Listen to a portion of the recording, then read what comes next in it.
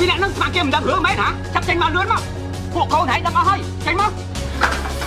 ខត់ពួកហែងខ្មាស់គេម្ដងអាជីពសុយ៉ាងតាហើយមកនឹងធ្វើអីលីតាខានជួបគ្នាយូរហើយមិនឲ្យសុខសប្បាយអត់ម៉ែបងហ្វុងនេះអ្នកទាំងពីរសហស្ព័ន្ធនឹងគ្នាមែនហ្នឹងនេះសុយ៉ាងហើយនិយាយពីស្អីគេហ្នឹងហ៎ហើយឈួតមែនណែកុំជេរកូនឈួតណានាងឯងតែឈួតណាចិត្តជាម៉ែចូលប្តីកូនគួរតែខ្លួននាងឯងត្រូវអត់ហ៎បងប្អូនណាជួយមើលផងចុះនាងឲ្យម៉ែពេកសហស្ម័នធ្វើកូនភាសាធ្លាប់តែឃើញក្នុងព័ត៌មានឥឡូវឃើញស្ដែងហើយមីនេះសហខ្លាំងណាស់មិនបាននាំគ្នាធ្វើអញ្ចឹងមានយកខួរក្បាលមកកាត់អត់ហ៎ចុះម៉ែធ្វើអញ្ចឹងម៉ែមានគិតអត់ម៉ែមានអសរខ្ញុំជាកូនស្រីម៉ែអត់គ្រប់គ្នានិយាយតាមម៉ែខ្ញុំមិនជឿគេខ្ញុំខំការពារម៉ែចុះម៉ែនឹងម៉ែទៅមើលតែម៉ែឲ្យខ្ញុំវិញខ្ញុំទទួលបានភាពថោកទាបចុះម៉ែលីតា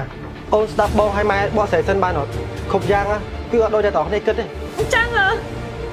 បងមិនដូចការគិតមិនក៏មិនត្រឡប់មកផ្ទះវិញចង់ធ្វើនៅឆ្ងាយដើម្បីម៉ែនៅជាមួយម៉ែមែនអូបងម៉ែថោកទាបខ្លាំងម៉ែខ្ញុំមិនដែលនឹកស្មានថាម៉ែគេធ្វើរឿងស្មោកក្រុងចឹង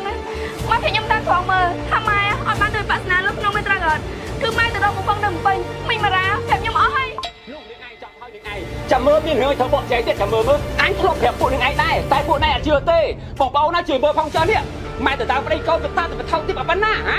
ម៉ែអាចជឿធ្លាប់ប្រាប់ខ្ញុំថាម៉ែសោកសត់មកដល់កូនតាបងហ្វុង